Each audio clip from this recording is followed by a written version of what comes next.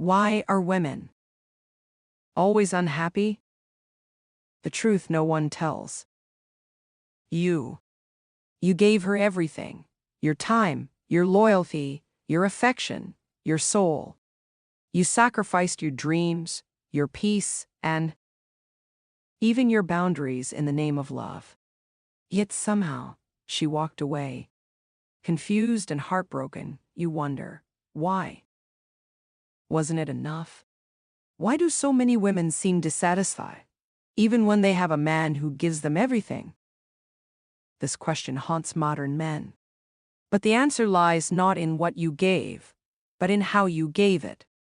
Because women are not loyal to your sacrifices, they are loyal to how they feel when they're around you. 1. The hidden truth. Women are loyal to emotion, not effort. A man often believes that devotion earns love, that if he provides enough, listens enough, gives enough, she will finally feel secure. But women are emotional beings. First, logical beings second. They don't stay because of what you do, they stay because of how you make them feel. When a man loses his masculine center and begins orbiting around her emotions, constantly reassuring, overgiving, explaining, chasing, he unconsciously destroys the polarity that once drew her in. What she once found grounding becomes suffocating. She doesn't crave your endless attention. She craves the emotional experience of being. H. I. L. D. I. F. I. L. F. H. F. L. 2. Why constant giving breeds emotional fatigue? Overgiving. When you overgive, you stop leading. Overexplaining. When you overexplain, you stop inspiring. Overaccommodating. When you overaccommodate, you stop being desirable. A woman's attraction thrives in contrast, between your emotional waves and your solid ground. If your love begins to smell like desperation, she instinctively withdraws. Not because she's cruel, but because deep down she senses that your energy no longer makes her feel safe, it makes her feel responsible for your emotions. And no woman wants to mother the man she once admired. 3. The Stoic paradox. The less you need her, the more she desires you. Here lies one of the most misunderstood psychological truths about attraction. The more you chase her validation, the less she respects you. But the more you're consumed by your purpose, your mission, your craft, your vision, the more magnetically she's drawn to your presence. Chasing validation. Consumed by purpose generates strong desire. Driven by mission leads to low respect. Seeking approval.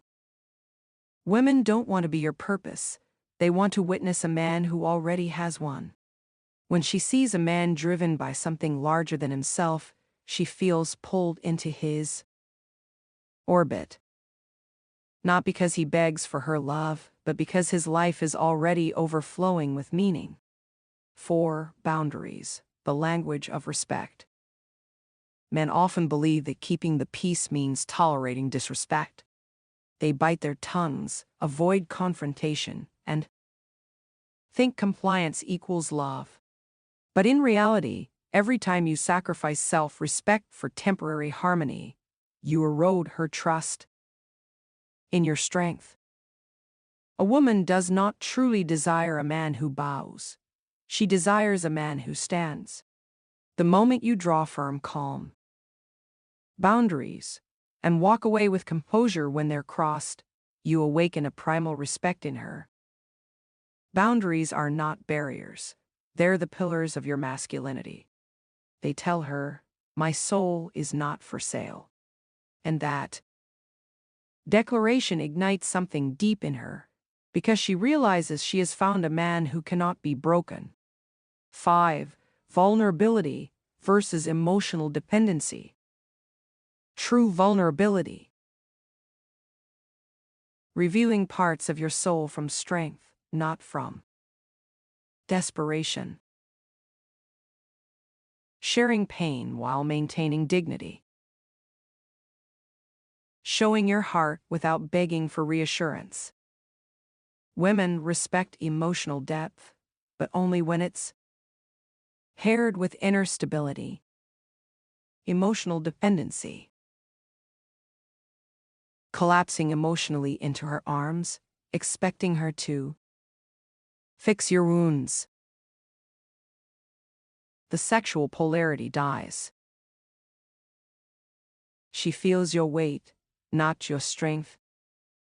Masculine vulnerability is not a flaw, it's a control. Release. It says, I've been through hell, but I stand firm. That balance, strength with depth, compassion with clarity, is what truly captivates her. 6. What women truly crave: emotional polarity. At her core, a woman doesn't desire a man who feels everything she feels. She desires a man who can hold everything she feels. She doesn't want emotional chaos mirrored back at her. She wants emotional containment. This is why stoic men, grounded, composed, and present, often exude magnetic allure. Their energy says, you can lose control here, and I'll still be standing. That's the essence of safety, and paradoxically, the birthplace of her feminine surrender.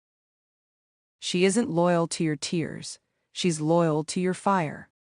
Not to your wounds, but to your strength through them.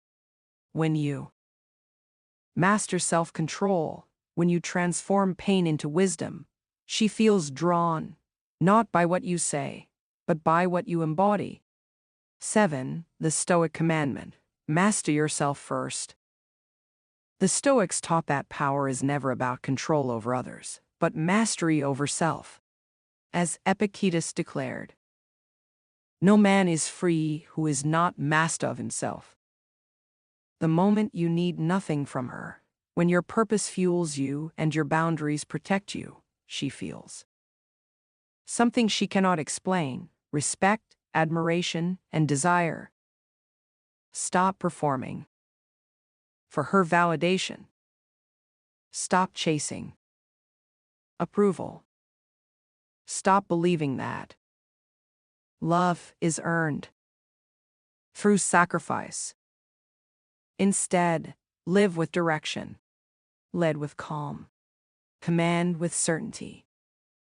Because women don't stay for the man who gives the most, they stay for the man who makes them feel alive, safe, and in awe of his strength. Conclusion: the Stoic man in the modern world. So, why are women always unhappy? Because too many men have forgotten how to lead with masculine power, how to embody calm authority, and how to live with purpose. A woman cannot respect a man who has lost respect for himself. When you become that unshakable man, the one who doesn't beg, doesn't chase, doesn't fold, you awaken her feminine heart in ways words never could. She doesn't fall for your sacrifices. She falls for your sovereignty. And once she feels that, she'll never truly want to walk away. Final Stoic reminder: it is not death that a man should fear, but never beginning to live. Marcus Aurelius. Begin to live as the man who owns himself, not the man who seeks to be owned by love.